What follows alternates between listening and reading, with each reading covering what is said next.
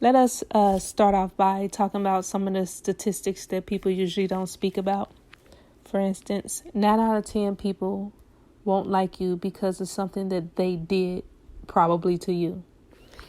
8 out of 10 people is because you said no. 7 out of 10 is because you are actually good without them. 6 out of 10 because you went for it. 5 out of 10 because you walked away. 3 out of 10 because of the rumors that were started from jealous people's assumptions. 2 out of 10 because they copied you and you didn't let that stop you. 1 out of 10 because you hold them accountable. If you made it to 10 out of 10 without giving up and without, letting it stop you, they don't like you because you're still standing and you're still self-motivated and you're still moving forward. So this will earn them a gift from karma's kiss.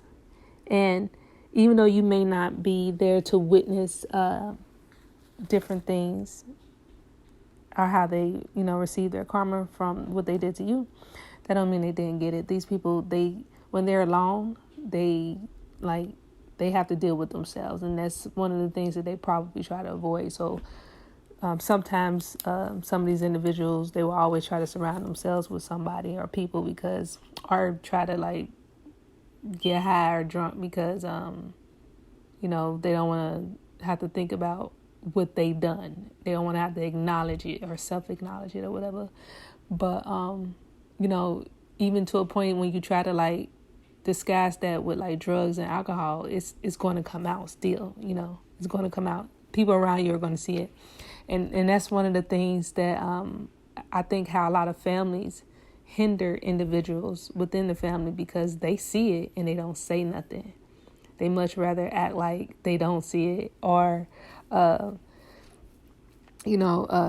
try to shun someone from speaking up and speaking out because they don't want them to talk about something that they all want to act like they don't see. They don't want you, you're not supposed to have feelings when somebody violated you and offended you in some of those toxic families. You're not supposed to have feelings. Your feelings are not supposed to exist if you were molested or beaten, abused, or somebody stole something from you in those toxic families. So, to me, even when it comes to the point where they hold the perpetrator accountable, I feel like some of those relatives need to be locked up too because they are aware and you're covering up for them and you're not saying nothing and you're making sure the person who did the violating is good and you don't want to hurt their feelings and shit, and they're just as accountable. They're accessories to the crime because they're not speaking up or they didn't say anything or they didn't protect you or try to protect you. Instead, they jumped on a bandwagon of trying to bury you or something. So you have to get to a point where you don't feel obligated to put up with that just because you are biologically related to some of these people, because at the end of the day, a lot of them bank on you feeling that way and having that loyal because of blood relation. And that doesn't stop them from mistreating you because if they had that same type of loyalty and love for you, they would not mistreat you. They would not allow you. They would not steal from you. They would not join together to steal from you. They won't steal your inheritance. They won't sit here and commit fraud in your name and stuff. They won't sit here and send you to jail or try to lie and send you to jail so they can stay out of jail. They won't do those things. You don't owe them nothing just because you are related to them, because they're not giving you the same treatment. You know what I mean? So it's in your best interest to just. Sometimes you don't even have to respond. You could just literally just move away and won't even have to say anything. Just back away, create your distance. It doesn't even matter if you have a parent or a grandparent that's saying, "Oh, that's your such and such." You need to remember they coming from a different timeline and a different period. And a lot of times those timelines and periods that they came from, they were taught by people who were ultimately put in this state of fear to accept things that they should not accept because just depending on if you keep following a generation back, right? held captive into slaves, not slaves, whatever. Like you wasn't a slave, you was held captive and you forced into slavery, but you technically not really a slave. But they taught out of fear. They taught things to their children out of fear. They didn't pass on like strength and courage. They passed on fear and, hey, put up with getting beat, getting raped, getting abused, being molested. Like, they put up with that shit and you're not supposed to speak about it. So all of that is toxicity. And at some point, a person you can't save them. You know what I mean? Like, no matter how much you want to, no matter how much you understand what they went through, like, they have to realize this on their own. They have to acknowledge it. And when they refuse to do that, it's not your place and your obligation to sit there and drag yourself down to try to make them realize something. That's let them do what they gonna do. At the end of the day, it makes no sense. It makes no sense to get upset over what other people are gonna do, because they gonna do what they want to do anyway. Like I said, a lot of people do things out of jealousy, because if they was to actually sit down and think about why they don't like you, they have no reason. They might say something like, oh, because such and such told me this. And the reason why they jumped on that bandwagon because they were jealous or insecure anyways. And like I said, you have people in your family who might be jealous of you because somebody else might brag about you or your accomplishments all the time, or like, and that's not your fault, right? And you should not have to be ashamed to be proud of the things that you've accomplished, because of it makes somebody in your family feel bad or insecure. So now you got to act like you're not proud of the things that you've accomplished because of them. Like, you don't have to do that. And you don't have to be around people who try to force you to be that way. There are people out here who are not jealous and insecure about your accomplishments. Like, I'm not jealous and insecure about people's accomplishments.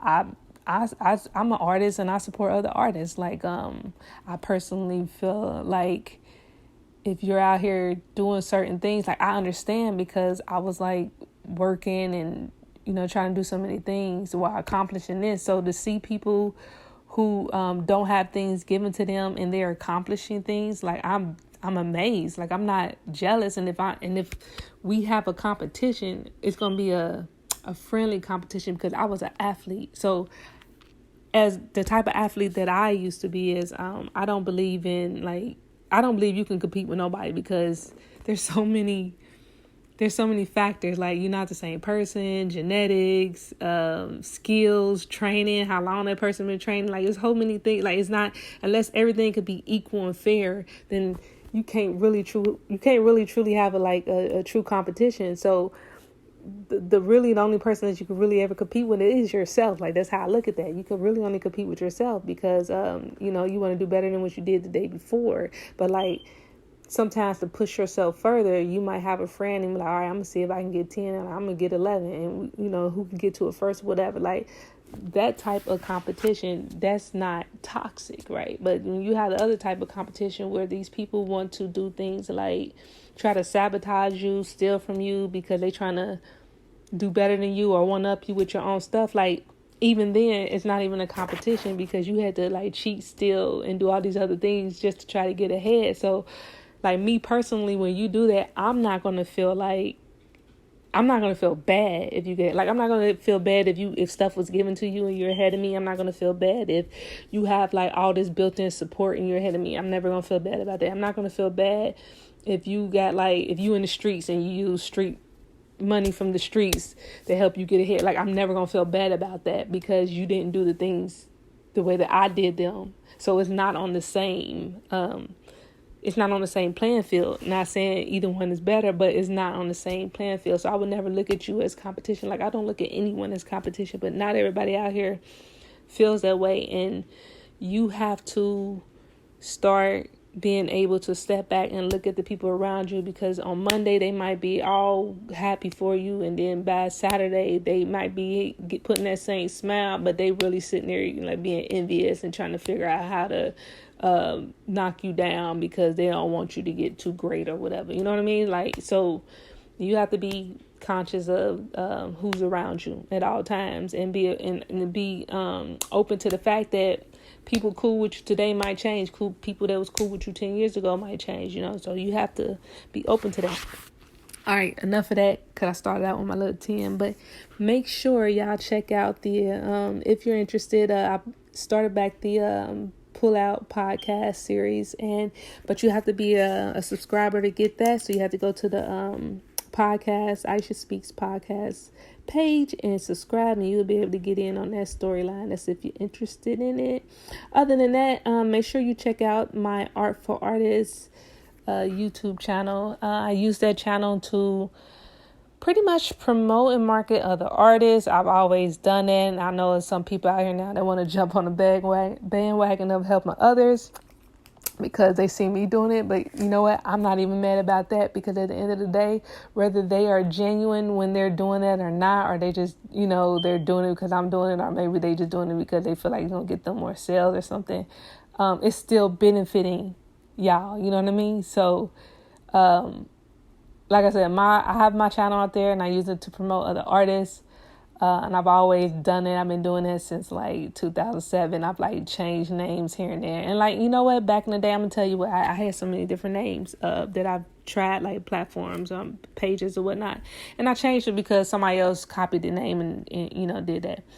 But and so that's why I would change it. Cause I'm like, why ain't trying to have the same name as somebody else? I was trying to have my own name, but now I'm not gonna do that anymore. I don't even care, because people are always going, I see it now, people copying my Aisha cipher name, and they out there creating dummy pages like that. And somebody literally started I had my podcast called Legend Speaks. Somebody literally started a podcast in Houston with the same name after I started that, and I'm not gonna change that, because Legend, like I said, if you listen to some of my other things, Legend is a name of a character in some of my short stories that I've written.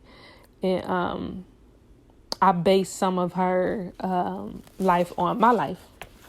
So Legend Speaks, I named that podcast originally Legend Speaks because, I was dealing with a lot of things with people from in the workplace, and I was dealing with the racism, sexism, and that was just my way of letting go that, you know what I mean?